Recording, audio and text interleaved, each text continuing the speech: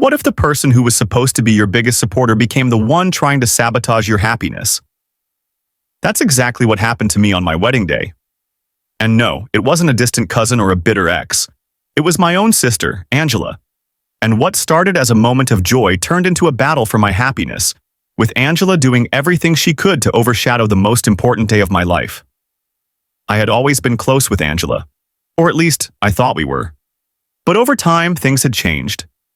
Angela had always been the center of attention in our family, and in her eyes, she deserved it. From childhood, she excelled at everything, from academics to social circles. Meanwhile, I was the quieter one, content with simple joys, and I never quite measured up in her eyes.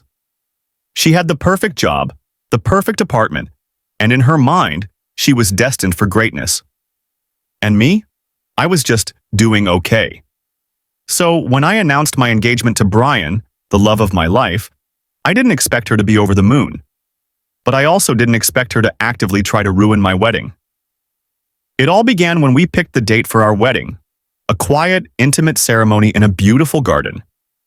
But the moment Angela found out, she didn't celebrate. No, she looked at me with that smug smile of hers and said, "You know, my wedding will be much bigger. I'm having an extravagant ceremony, one that will truly show what success looks like. I'm sure you'll have a lovely little family gathering." The way she said it, I knew she wasn't just being boastful. She was deliberately belittling me. It felt like a personal attack, and I knew then that she didn't just want her wedding to be bigger. She wanted mine to be small, insignificant, overshadowed by her perfect day. And then came the bombshell. Angela announced that her wedding would be held on the exact same day as mine. At first, I thought it was a coincidence. Surely she wouldn't do something so malicious. But when I mentioned it to my mom, her response was chilling. "Angela deserves a big wedding and she's your older sister. Maybe you should consider changing the date. It's only fair." I was floored. My own mother, who should have been supporting me, was siding with Angela. It felt like a slap in the face, and the weight of it all was unbearable. I spent nights lying awake, torn between my desire for a peaceful day and the reality that Angela was going to steal the spotlight. But then, Brian, my ever-supportive fiancé, said something that changed everything. "Don't let her win. This day is about us, not her. We can make it even bigger. Let's show her what real love looks like." That's when the plan started to come together. Instead of shrinking in the face of Angela's sabotage, we decided to go all in. We booked a lavish venue, one that Angela had her eye on for her own wedding. We invited all of our friends, family, and even distant relatives we hadn't seen in years. We hired a top-tier photographer, a live band, and planned a reception that would make any couple jealous.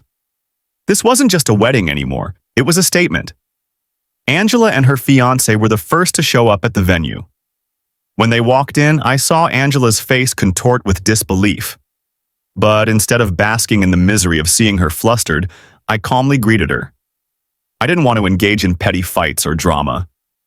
I simply smiled and said, "Hey Angela, glad you could make it. Hope your wedding is going as well as ours." Her eyes were cold, and she tried to play it off. "What's all this? You said you were having a small wedding? Why are there so many people here?" I leaned in with a smile. "Well, you know, things change. It's actually a lot more than we originally planned. I guess the love we're surrounded by just kept growing." The tension was thick in the air. Angela's eyes darted around the room, seeing how successful our wedding had turned out. The guest list was packed, the band was playing our favorite songs, and people were dancing, laughing, and celebrating. Everything she had hoped to overshadow was happening in front of her. And it wasn't just happening, it was thriving. But the real moment of victory came when Angela and her fiancé started to feel out of place. I watched as their faces became increasingly uncomfortable as Brian's business associates arrived. People with power, influence, and most importantly, a genuine love for us. Angela's fiancé had no idea that my father-in-law was the president of the company he worked for, and when he walked in with his colleagues, it was clear that Angela's perfect wedding had turned into a disaster in comparison. The highlight of the evening was when my father-in-law approached Angela's fiancé, giving him a firm handshake. Great to see you, he said with a grin. I didn't know you and my daughter-in-law were related. Seems like we're family after all. Angela's fiancé turned pale, his confusion evident. I couldn't help but laugh. The moment Angela's carefully constructed world came crashing down was nothing short of sweet.